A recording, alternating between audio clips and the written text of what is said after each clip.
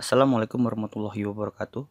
Pada video kali ini kita akan membahas mengenai spermatopita atau tumbuhan berbiji. Langsung saja kita ke ciri-cirinya.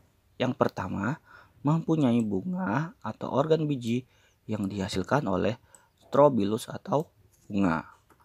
Yang kedua, jika bijinya tertutup, disebut angiospermae, dan yang terbuka kita sebut sebagai gymnospermae. Angiospermae dan gymnospermae ini adalah subfilum dari tumbuhan berbiji. Oke, apa itu biji tertutup, biji terbuka? Langsung saja kita masuk ke biji terbuka terlebih dahulu, atau nama lainnya gymnospermae. Gymnospermae adalah tumbuhan yang bijinya itu telanjang. Apa artinya telanjang? Artinya bijinya ini tidak ditutupi oleh bakal buah atau daging buah. Nah, contohnya seperti tanaman ini nih, yaitu tanaman pinus. Nah, ini bijinya ini tidak ada dilindungi oleh bakal buah maupun daging buah. Jadi dia langsung nampak bijinya tidak ada pelindungnya sama sekali, atau tidak ada penutupnya sama sekali.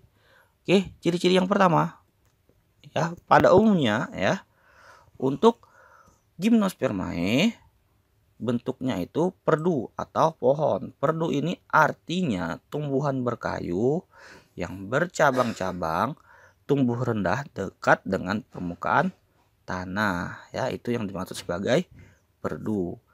Untuk gymnospermae tidak ada yang berupa herba. Herba itu apa artinya? Herba ini artinya tumbuhan yang kecil, yang batangnya ini basah basah karena mengandung banyak sekali air.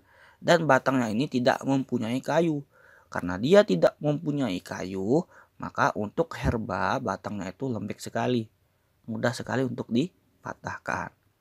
Lanjut berikutnya, batang dan akar untuk gymnospermae itu berkambium. Karena dia berkambium, maka tumbuh membesar. Lanjut, mempunyai perakaran tunggang Untuk gymnospermae akarnya tunggang. Lanjut, daunnya sempit, tebal, dan kaku. Nah, sempit nih tidak ada lebarnya sama sekali. Lalu tebal, dapat kita lihat nih daunnya tebal sekali nih, dan kaku nih daunnya Lanjut, pada tulang daun untuk gymnospermae tidak beraneka ragam, artinya jenisnya itu sangat sedikit sekali untuk gymnospermae. Lanjut, gymnospermae tidak mempunyai bunga sejati. Ingat, sejati artinya sesungguhnya.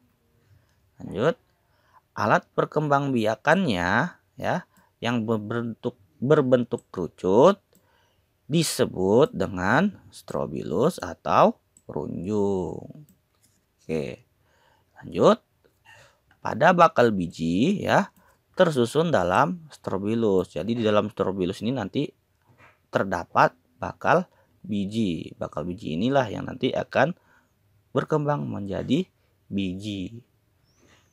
Lanjut, alat kelamin terpisah. Serbuk sari terdapat dalam strobilus jantan, sedangkan sel telur terdapat dalam strobilus betina Nah, ini yang disebut sebagai strobilus nih, bentuknya kerucut atau runjung. Di dalam strobilus ini nanti terdapat bakal biji yang nanti akan berubah menjadi biji. Lanjut, bakal bijinya tidak dilindungi oleh daun buah. Karena dia tidak dilindungi oleh daun buah, maka dia berbiji telanjang atau terbuka. Daun buah inilah yang nanti akan membentuk bakal buah. Bakal buah nanti akan membentuk daging buah Karena gymnospermae tidak dilindungi oleh daun buah, otomatis bijinya tidak akan dilindungi oleh daging buah atau buahnya itu sendiri Berbeda dengan tanaman angiospermae, contohnya mangga di mana bijinya itu terdapat di dalam buah atau daging buah. Ingat intinya gymnospermae ini berbiji telanjang karena dia tidak ditutupi oleh daun buah. Daun buah ini nanti akan berkembang menjadi bakal buah. Bakal buah akan berkembang menjadi buah. Oke, lanjut. Gimnospermae terbagi menjadi 4 kelas. Yang pertama, Sasidinae ya, atau pakis haji. Yang kedua, Ginkgoginae atau ginkgo bilobat ya. Yang ketiga, Coniferinae, coniferales atau pinus. Ya. Lalu yang terakhir ada Gentinae ya, contohnya itu adalah melinjo. Oke, ini adalah 4 kelas pada Gimnospermae. Lanjut ke Angiospermae ya. Maaf tadi bukan artinya tapi contohnya ya. Kalau Sasidinae contohnya pakis haji, Ginkgoginae contohnya ginkgo bilobat, Coniferinae coniferales contohnya itu adalah pinus, dan Gentinae contohnya itu adalah melinjo. Sebenarnya masih banyak lagi lainnya tumbuhan-tumbuhan ya. Ini saya hanya memberikan beberapa contoh. Ini pakis haji, ginkgo bilobat, pinus, dan melinjo. Lanjut ke Angiospermae. Angiospermae ini bijinya tertutup. Artinya apa? Bijinya ini dilindungi oleh bakal buah ya. Ingat, bakal buah nanti akan berkembang menjadi buah. Ingat ya, Angiospermae itu bijinya tertutup. Artinya bijinya itu telah dilindungi oleh bakal buah atau daging buah ya. Bijinya itu di dalam buah ya. Contohnya mangga tuh, bijinya itu terdapat di dalam buahnya. Oke, ciri-cirinya yang pertama, hidupnya sebagai pohon, perdu, semak ya, yang merambat atau herba. Lanjut, daunnya itu berbentuk pipih dan lebar. Dengan susunan tulang, daun menyirip, menjari, melengkung atau sejajar. Berikutnya, mempunyai bunga sejati ya. Angiospermae ini telah memiliki bunga sesungguhnya dengan sebuah perhiasan bunga yang berupa kelopak dan mahkota bunga, dan pada alat perkembangbiakannya berupa putik dan benang sari. Putik ini untuk betina, benang sari ini adalah jantan. Lanjut, Angiospermae ini memiliki 2 kelas ya. Yang pertama monokotil, yang kedua dikotil. Monokotil artinya bijinya berkeping 1, dikotil artinya bijinya berkeping 2. Cara membedakannya mudahnya ini, nah misalnya nih ada buah ada bijinya nih. Kalau kalian mudah membelahnya ya, atau di bijinya itu terdapat garis pembelahnya itu, garis tengah-tengahnya itu, nah itu adalah dikotil ya. Sedangkan monokotil bijinya ini seperti satu kesatuan utuh. Jadi tidak ada garis pembelahnya. Sulit kalian membelahnya menjadi 2 bagian ya, tidak ada garis pembelahnya. Berbeda dengan dikotil. Dikotil ini sudah ada garis pembelahnya, jadi sangat mudah sekali kalian dalam membelah bijinya tersebut ya. Ingat, monokotil berkeping 1, dikotil berkeping 2. Cara membedakannya tinggal kalian lihat bijinya ya. Nah, misalnya bijinya nih ya, kalau dikotil ini sudah ada garis pembelahnya nih. Jadi kalian tinggal mudah nih membelah bijinya. Sedangkan monokotil, nah satu kesatuan utuh nih, tidak ada garis pembelahnya. Jadi kalian akan sulit menentukan mana tengah-tengahnya nih ya. Mana agar saya bisa memotong pas ya. Kiri kanan ini pas ukurannya. Nah, inilah perbedaan antara dikotil dan monokotil. Lanjut, perbedaan monokotil dan dikotil. Yang pertama pada biji nih ya.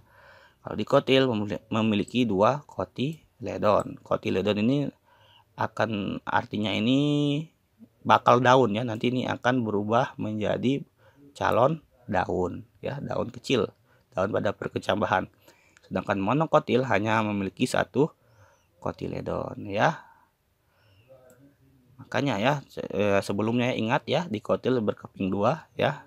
Kalau dia berkeping 2 otomatis dia memiliki 2 kotiledon. Sedangkan monokotil berkeping 1. Karena dia berkeping 1 otomatis dia memiliki 1 kotiledon. Kotiledon ini artinya bakal daun.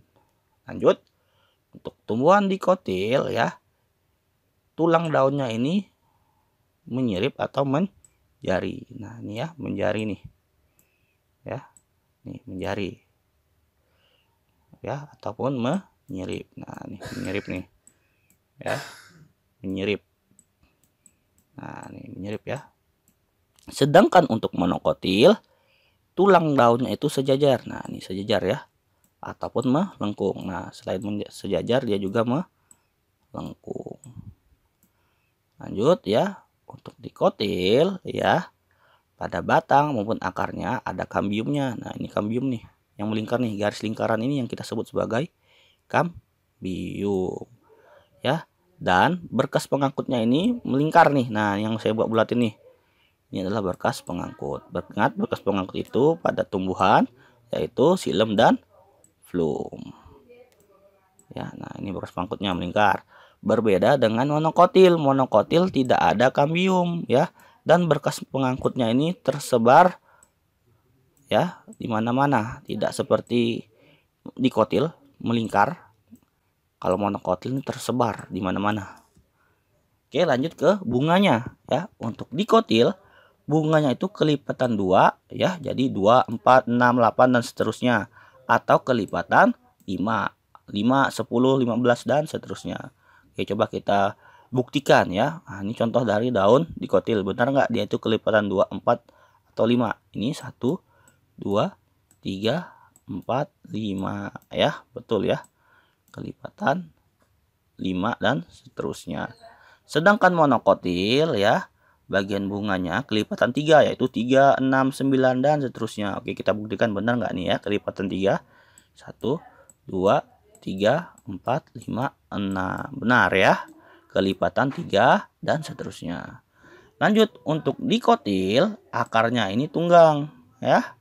Sedangkan monokotil akarnya serabut. Contoh untuk tanaman dikotil, buah mangga ya.